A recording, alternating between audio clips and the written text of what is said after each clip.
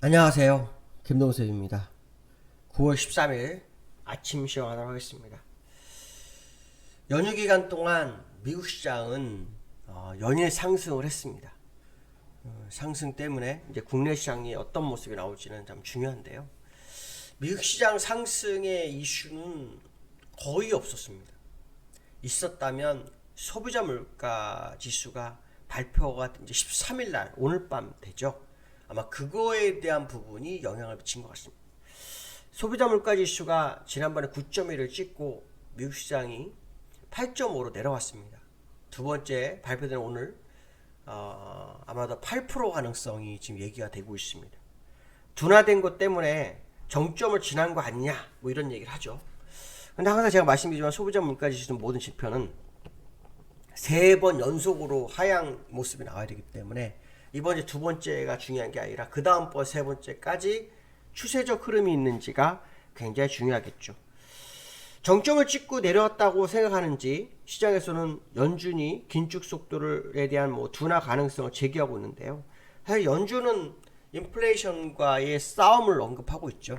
그래서 내년까지는 긴축 구조가 완화될 것이 없다는 식으로 얘기하는데 시장은 자꾸 뭔가 기대감을 갖는 것 같습니다. 돈나무원이 같은 경우에는 미국이 결국 통화정책을 바꿀 것이다 뭐 이런 얘기를 하는데요. 글쎄요, 그건 좀 더 지켜봐야 되겠죠. 일단 연준 관리들은 경제 성장을 해치더라도 인플레이션과 싸우기 금리를 계속 인상할 것이라고 요 근래 계속 되풀이하는 그런 모습이 좀 있었는데요.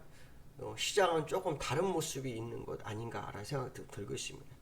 특히 9월에 자이언트 스텝을 연준 의원들이 하겠다라는 얘기를 계속 하고 있는데도 불구하고 주가가 올랐어요. 이 부분에 대해서 제 고민이 굉장히 많습니다. 저는 이제 이거에 대해서 어떤 생각을 하고 있냐면 소비자 물가 지수에 대한 기대감을 이용한 만기 전략 정도로 해석을 하고 있습니다. 이해가 되시는지 모르겠지만 사실 미국 시장은 지난 만기 이후에 주가가 거의 하락만 했었다는 것을 한번 생각을 해보셔야 됩니다. 이건 저희 회원들한테만 얘기했었던 건데 잠깐 언급을 한다면요. 지금 미국 시장이 오늘도 올랐잖아요. 올라서 3일 동안 3거래 동안 0.6%, 또 하루는 1.4%, 여기까지 해서 0.7% 그렇죠? 이렇게 올랐어요. 그래서 얼마 전에 한 2%, 그렇죠? 1%, 2% 정도 다우가 오른 상태가 됐는데 지난주에도 사실은 올라서 끝났을 때 우리나라 시장은 좀 약세의 모습을 보이고 끝났거든요. 근데 제가 이제 말씀드리고 싶은 것은 뭐냐면 지난 만기가 언제는 요날이었어요. 요날 8월 19일 날에 요날 만기 후에 계속 하락만 했었다라는 거. 그러니까 당연히 요번 주 만기에는 뭔가 변화가 있었어야 되는 게 맞죠.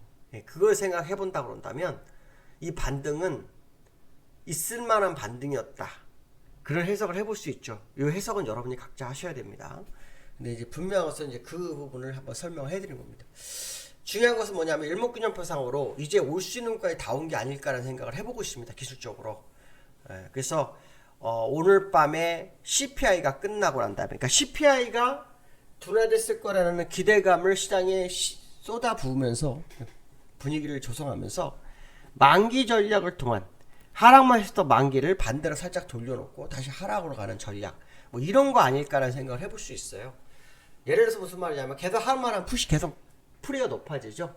풀이가 높아지는데 문제가 뭐가 생길까요? 계속 풀이가 높아질 수는 없습니다. 항상 보면 그 풀이를 따먹으려고 하죠. 그 부분의 시장의 반영이 이번 만기 전에 이루어진 거라면 만기주 이번 주 목요일이죠, 그렇죠? 이번 주 금요일,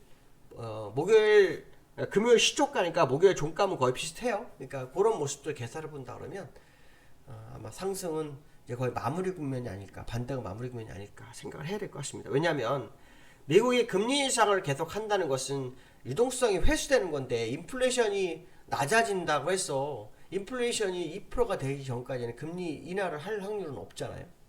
그러니까 결국 유동성이 메말라가는 과정 속에서 주가를 어떤 반등으로 끌고 갈 만한 재료는 거의 없다. 결론적으로 말하면 누군가에 의한 손익을 계산하는 과정 속에서 이루어진 게 아닐까라는 생각을 해볼 수 있지 않을까라고 말씀드릴 수 있을 것 같습니다.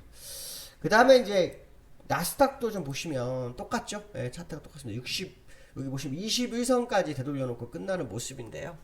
오늘 밤 시장 흐름 한번 보셔야 될 것 같아요. 나스닥 올라오면서 갭이 두 개나 생겼네요. 그렇죠? 올라오면서 갭이 두 개나 생기는 모습인데 여기서 올라올 때 갭이 없었죠. 거의. 그렇죠? 여기서도 갭이 없었고 갭이 없었어요. 근데 갭이 두 개 생긴 거 보면 매우 급한 반등을 시도했다라고 봐야 될 것 같고 이 반등은 다른 목적이 있는 게 아니냐. 재료가 없습니다. 지수를 이끌어가는 재료가 없는 것은 다른 목적이 있는 게 아니야. 결국 CPI 둔화라는 이유를 들고 만기를 위한 흐름이 아니었을까라는 생각을 한번 해봅니다. 물론 이거는 뭐 개인적 생각이니까요. 여러분도 참조만 하시면 되지 않을까 뭐 이런 말씀 좀 드리고 싶고요. 자, 두 번째로는요. 증시 불안에 공매도 거래대금이 41% 증가했다고 하죠. 그러니까 증시가 불안한데 공매도가 늘다? 당연한 거죠. 하락할 확률이 높다고 생각할 수 있잖아요. 그래서 코스피를 보시면 지금 여기 우리나라가 좀 하락하고 있으니까 공매도가 늘었어요. 근데 이제 저는 어떤 생각을 하고 있냐면 우리나라 시장, 미국 시장이 좀 다른 흐름을 보이고 있어요.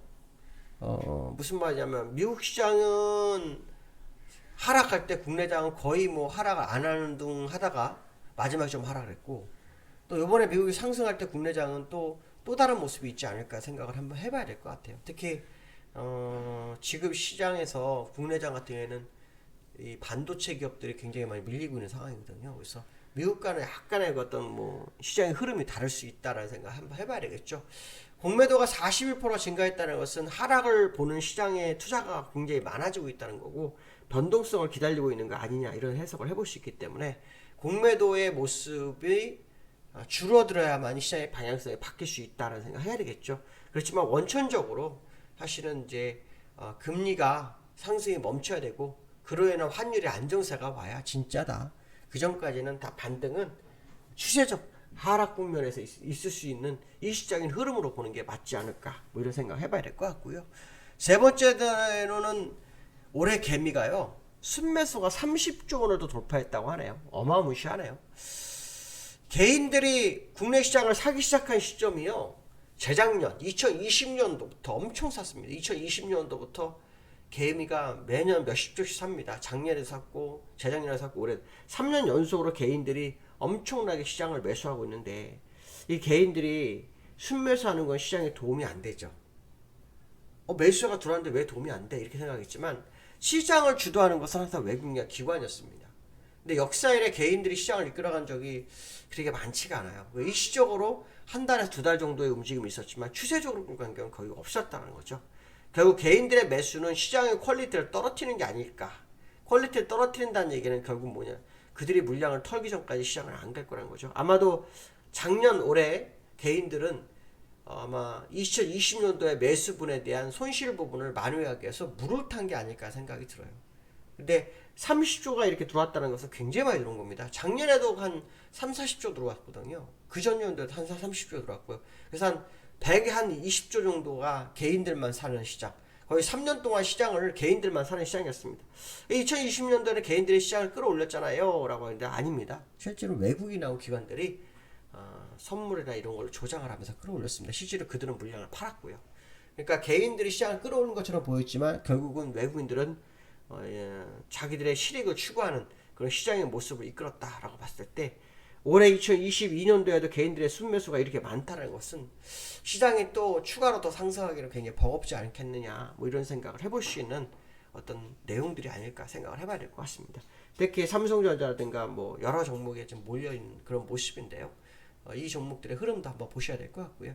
원달러가 1370원대 80원대의 사 흐름이 보이고 있어요.